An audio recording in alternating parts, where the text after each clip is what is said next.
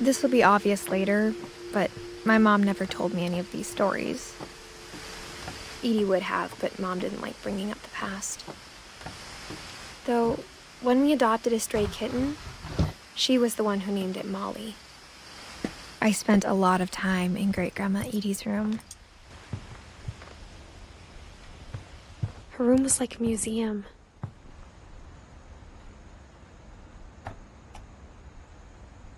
For 500 years, the Finches have been famous throughout Norway for their fortune. And misfortune. Odin Finch buries the latest victims of the family curse, his wife Ingeborg and their newborn son, Johan. On January 7th, 1937, he set sail with his family and his house, hoping to leave the curse behind. But 40-foot waves off the coast of Washington send the house and Odin to the bottom of the sea. Odin's daughter Edie, with husband Sven and baby Molly, step ashore on their new home, Orcas Island. Odin Finch is the first to be buried in the new family cemetery. His daughter Edie is already dreaming of a new Finch house.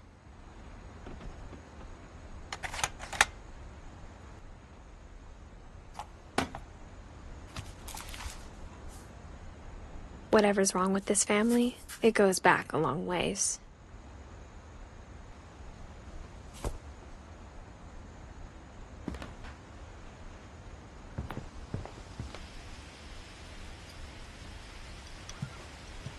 Edie knit me a new pair of gloves every year, just in time to replace the old ones.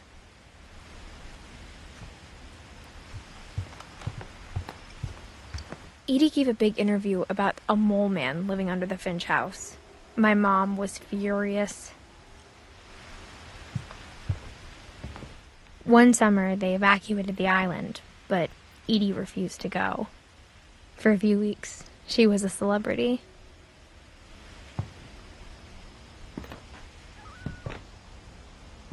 When Edie told people Sven was killed by a dragon, she could also have said he was building a dragon-shaped slide that collapsed. She could have, but she didn't.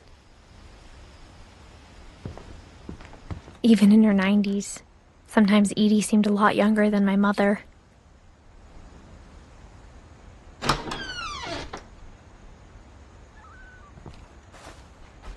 The only trace Grandpa Sam's first wife Kay left on the house was the pink bathroom.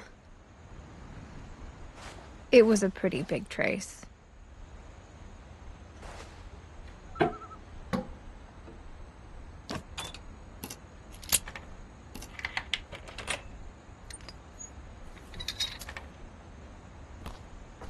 There's a secret in this bathroom.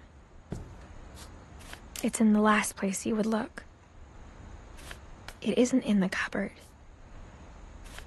It's hidden in this book.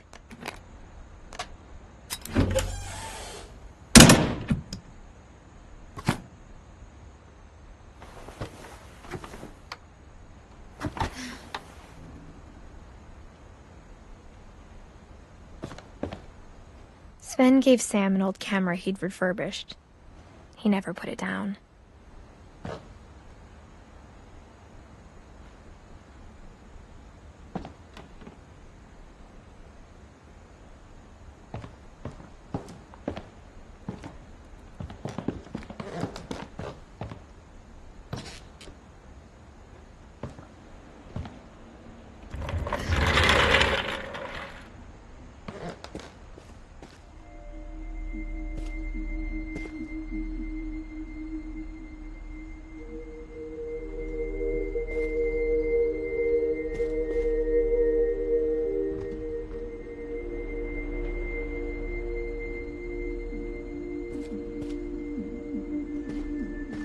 I knew Grandpa Sam had a twin, and that he never talked about him. I guess my grandpa didn't like history any more than my mom did.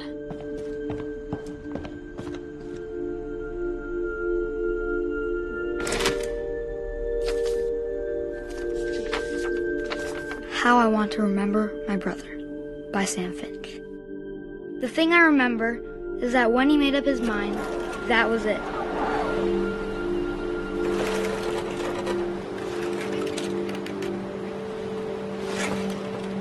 My brother said he'd die before he'd eat another mushroom, and he did. At Barbara's funeral, we swore he'd never be afraid again, and he wasn't. I think Calvin always wanted to fly. Sam! Calvin! Dinner's ready! Coming! But that day, he finally made up his mind to do it. I told him going around was impossible. Maybe if I hadn't said that. Calvin, I'm not gonna tell you again. Maybe if the wind hadn't picked up. Then maybe he'd still be here. But I doubt it. I think he'd already made up his mind. That's what I want to remember about my brother.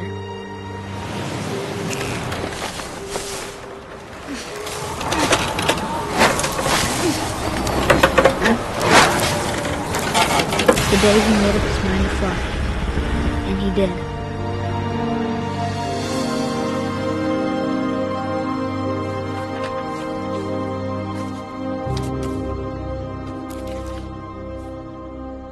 Calvin's story felt strangely familiar. When I was younger, I remember trying to do the exact same thing.